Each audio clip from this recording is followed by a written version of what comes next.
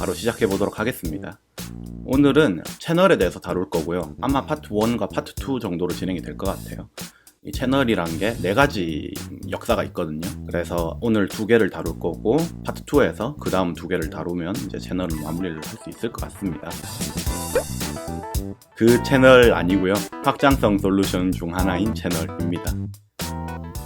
채널이란 건 몇 가지 키워드가 있어요. 제가 여기 4가지로 정리를 해봤는데 사전 설정된 규칙이란 게 필요합니다. 우선은 보통은 스마트 컨트랙트나 스크립트 같은 걸 의미한다고 보시면 돼요. 개인적인 P2P 매체를 개설해야 돼요. 우리가 지금 다루고 있는 건 퍼블릭 블록체인들을 다루고 있는데 그 위에서 레이어 2 솔루션으로 채널을 살펴볼 건데 그 채널은 프라이빗 네트워크입니다. 오프체인에서 상태 전이 정보를 교환을 해요. 아까 이 개인적인 P2P 매체에서 교환하고 모두가 이 P2P 매체를 개설한 참가자 N명이 있다고 했을 때 N명 모두가 오케이 동의하겠다라고 하면은 만장일치가 되면은 그게 합의가 되는 겁니다. 그래서 채널을 크게 2가지 기술로 분류를 할 수가 있는데 누가 얼마 들고 있고 누가 얼마 들고 있던 상태에서 누가 얼마 들고 있고 누가 얼마 들고 있는 다른 상태로 전이를 하겠다.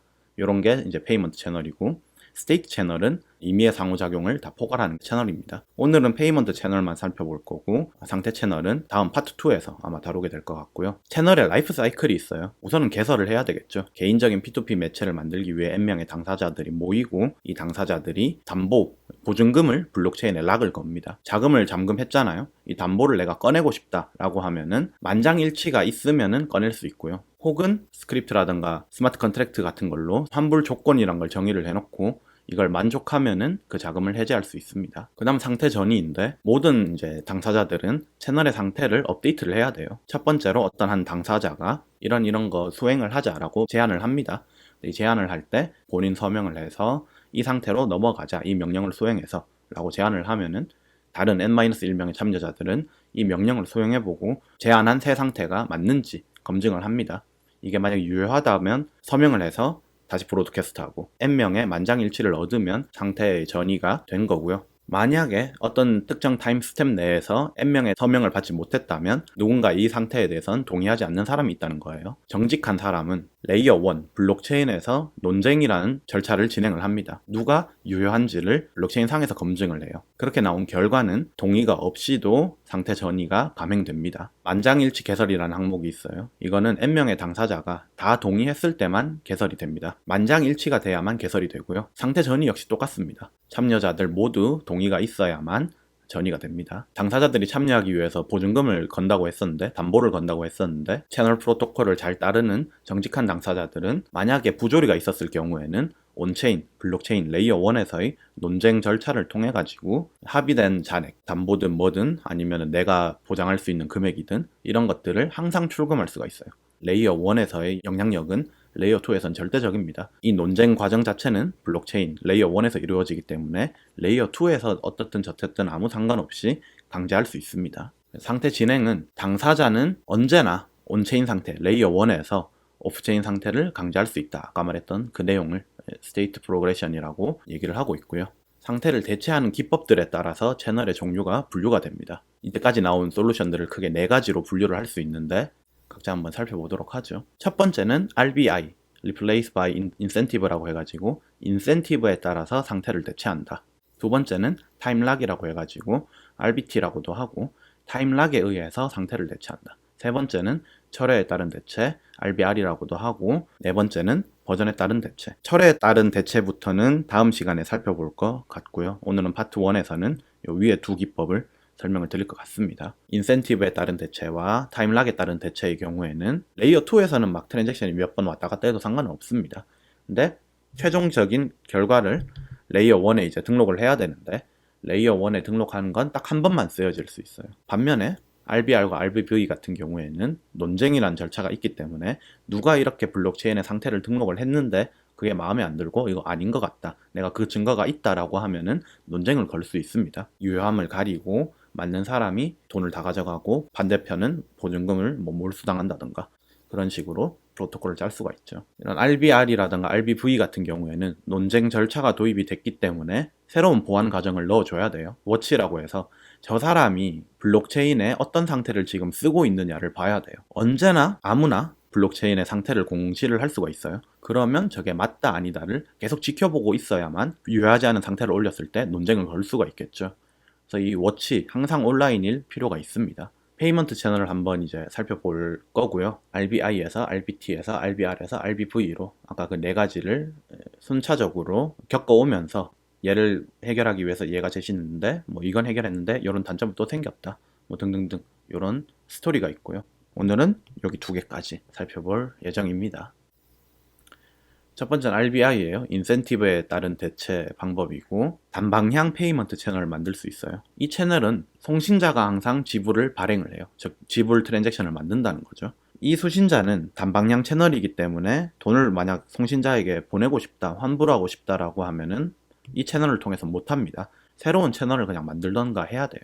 또한 이 송신자는 채널을 만들기 위해서 보증금을 걸어야 됩니다. 보증금 D라고 하면은 이 D만큼 온체인에, 블록체인에 혹은 레이어 1에 락을 걸고 이 락 건 한도 안에서 레이어 2 솔루션에서 돈을 운영을 할 수가 있어요. 보증금은 채널이 폐쇄되면 환불이 되고요. 채널을 폐쇄하려면 조건을 충족을 해야 됩니다. 시간 T가 경과하던가 혹은 두 명이 모든 당사자들이 지금 보증금 해제해도 된다라고 동의를 하면은 반환받을 수 이제 있게 됩니다. 이런 채널의 스테이트는 잔액을 이제 대변을 하고 있고요. 지불을 발행하면 송신자는 돈을 항상 쓸 수만 있고요. 수신자는 돈을 항상 받을 수만 있기 때문에 송신자의 잔액은 단조 감소되고요. 수신자의 잔액은 단조 증가됩니다.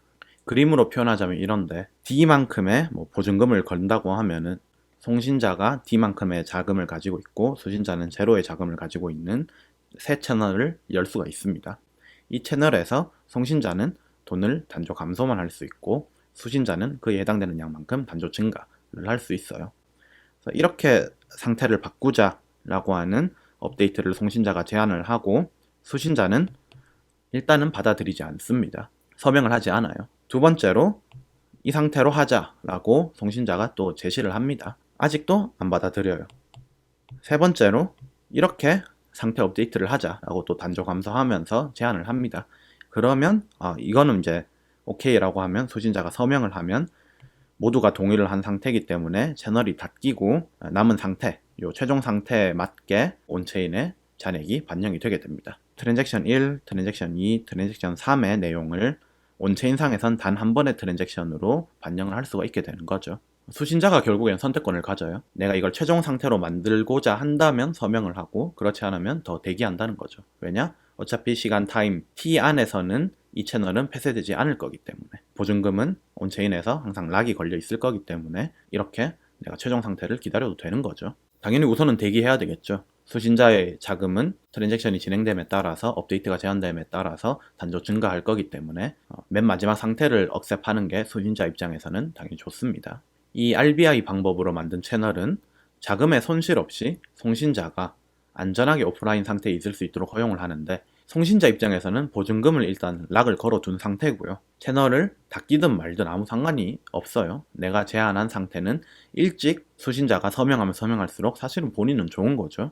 돈을 적게 줘도 되니까. 그래서 송신자는 오프라인 상태에 있어도 되고요. 그 다음에 처리량이라는 게 있는데 레이어 2에서의 처리량이에요. TPS예요. 어떻게 제한되냐면 보증금의 양에 제한을 하나 받고요. 암호화폐 자산의 가장 작은 단위에 또 제한을 받습니다. 보증금을 예를 들어 1코인을 걸었다고 쳐봅시다. 이 암호화폐에서는 10의 마이너스 8승이 제일 작은 단위라고 해볼게요. 그러면 이 1코인은 10의 마이너스 8승의 그 가장 작은 단위, 뭐 사토시라 해볼까요? 1코인으로 건 보증금에서 만들어진 채널의 최대 트랜잭션의 수는 당연히 10의 8승입니다. 이 TPS 역시 이 단위에 제한을 이제 받게 되고요. 다음은 RBT, 타임락에 따른 이제 스테이트 리플레이스먼트 방법인데 아까 RBI는 단방향밖에 구성을 못했지만 얘는 양방향의 지불 채널 구성이 가능하고요. 타임락에 따른 대체이기 때문에 어떤 상태의 업데이트 제한은 타임락과 관련이 되어 있습니다. 미래에 사전 정의된 어떤 시간, 뭐 예를 들어 내가 타임락을 100으로 주고 블록 높이로 시간을 대표하겠다라고 하면은 처음 100으로 시작했던 타임락 99, 98, 97 이렇게 줄어들어서 마지막 100번째 블록이 지나고 나면은 제로가 돼서 타임락이 끝나게 되겠죠. 그래서 미래에 사전 이제 정의된 특정 시간에 도달하기까지 트랜잭션이 수용되는 걸 방지를 해줍니다. 이 타임락을 통해서. 낮은 타임락을 가진 상태가 높은 타임락을 가진 상태를 대체할 수가 있어요. 근데 얘가 안전하게 동작을 하려면 두 트랜잭션이 있다고 했을 때 각자의 타임락이 적어도 델타 t만큼은 차이가 나야 된다 라는 게 세큐리티를 위해서 보장이 돼야 됩니다. 이걸 안전시간 간격이라고 하고, 비트코인 같은 경우에는 델타 t를 페이퍼에서는 1시간으로 제한을 하고 있고요. 그림으로 이제 표현하면 상대적으로 쉬운데, 처음 이 상태에서 두 번째 상태는 기존보단 타임락이 줄어들었고, 이때 제한하는 새 상태다, 이때 제한하는 새 상태다, 이때 제한하는 새 상태다, 뭐 이렇게 계속 제한을 하고요. 타임락이 0에 다다르게 되면은 온체인에 공시를 하게 됩니다. 다만 몇 가지 한계가 있는데, 최종 상태 업데이트를 수신을 하게 되면은 블록체인에 이제 공시를 해야 돼요. 공시하기 위해서는 본인이 온라인이어야 된다는 그런 단점이 있습니다. 만약에 최신 상태를 블록체인에 공시를 했어요. 얘가 레이어 1의 문제로 인해 가지고 반영이 안 될 수 있잖아요. 다른 거래 상대방은 지금 최종 상태 말고 그 이전 상태, 물론 본인이 돈이 더 많았던 그런 이전 상태를 가지고 새로 공시를 시도할 수 있습니다. 그러면 최종 상태가 번복이 될 수도 있다는 거예요. 이걸 막기 위해서 아까 세이프티 타임 갭이라든가 이런 요소들을 다 제시를 했지만, 그렇다고 할지라도 레이어 1 자체가 혼잡해버리면 어택할 수 있는 그런 한계가 있다. 또한 안전시간 간격은 채널의 TPS를 제한해요. 결국엔 1시간이다 라고 했으면 1시간마다 오프체인에서 새 트랜잭션을 발행할 수 있다는 겁니다. 1시간 이내로 발행해봤자 안 받아준다, 이런 거죠. 이 세이프티 갭을 어떻게 설정하느냐가 크게 설정하면 크게 설정할수록 TPS가, 오프체인의 TPS가 떨어지는 그런 결과를 이제 낳게 되는 거죠. 재밌는 건 이런 RBI랑 RBT를 결부한 그런 솔루션도 제시가 됐다는 겁니다. 둘 다 어떤 한계들이 있었어요. 단방향 페이먼트가 있었고, 양방향을 만들기 위해서 한 쌍을 만들고 폐쇄할 때 오프셋을 계산해 줬어야 되는 복잡성이 있었고, RBT 같은 경우에는 안전시간 간격이라든가 등등등으로부터 제한받는 요소들이 있었죠. 얘네들을 둘을 합침으로써 약간 경감할 수 있어요. DMC라는 이런 솔루션으로 대표가 되는데, 무효화 트리라는 구조를 도입을 해가지고 이중 마이크로 페이먼트 채널을 만들 수가 있습니다. 이 DMC, 이중 마이크로 페이먼트 채널은 RBI 단방향 채널을 한 쌍을 만들어서 양방향으로 만드는 거예요. 단순히 독립적인 두 개를 만든 건 한 채널에서 송신자의 한도가 소진이 되면은 내가 비록 잔액이 더 많다 할지라도 새 채널을 만들어서 보증금을 더 많이 걸어야지만 온전하게 돈을 보낼 수 있다. 이런 시간 지연 및 비용이 발생한다 라는 단점이 있었죠. 예시로 보면 좀 더 쉬운데, 두 당사자 A와 B가 있고 두 채널, A에서 B로 가는 단방향 채널 CAB와 B에서 A로 가는 단방향 채널 CBA가 있다고 해봅시다. 둘 다 1코인으로 초기화가 됐어요. CAB는 한도까지 다 소진을 했고요. 그러면 A는 돈이 제로가 되고 B가 돈이 플러스 1이 되겠죠. CBA는 0.5코인이 남아있다. 즉 B가 A한테 0.5까지는 보냈고 B는 0.5는 아직 남아있는 상태다. 토탈 관점에서 보면은 A는 0.5가 남았고 B는 1.5가 남아있는 상태죠. A는 돈이 남아있어요. 0.5가. 근데 0이 아닌 잔액을 가지지만 A가 B에게 돈을 줄 수는 없습니다. 왜냐? 채널 CAB의 한도가 소진이 되었거든요. 이걸 해결하기 위해서 RBT의 방법을 도입을 하고요. 무효화 트리라는 걸 이용해서 리셋이라는 과정을 거쳐주게 됩니다. 리셋이 되면은 아까 그 상황에서 0.5, 1.5로 다시 리셋이 되게 돼요. 새 채널 CA'AB는 보증금 0.5로 만들어진 채널이고, 새 채널 C'BA는 보증금 1.5로 만들어진 채널이고, 무효화 트리에서 이 멀티시거 출력들이 노드에 해당되고 연결되는 엣지 부분이, 가지 부분이 트랜잭션에 해당을 하게 되고요. 가지들은 타임락을 가지고 있고 가장 낮은 타임락을 가지는 트랜잭션이 블록체인에 우선 소용된다. 즉 RBI 한 쌍을 이용해서 양방향 채널을 만들고 무효화 트리를 이용해서 리셋이라는 이제 개념을 도입을 해서 한도가 소진되면 다시 리셋하고 하는 구조를 제안을 한다. 그 무효화 트리에는 RBT의 방법이 도입이 되었다라는 게 DMC의 핵심 개념인 거죠. DMC 역시 많은 변형들이 있는데, 만기 시간이라는 요소도 있었어요. 채널은 만기 시간을 파기하고 N명의 당사자, 아까는 A와 B 두 명의 당사자였으면 임의의 N명의 당사자를 지원하는 방법도 누군가가 연구를 통해서 제안을 했습니다. 네. 수고하셨습니다. 여러분들 수고 많으셨어요. 유바.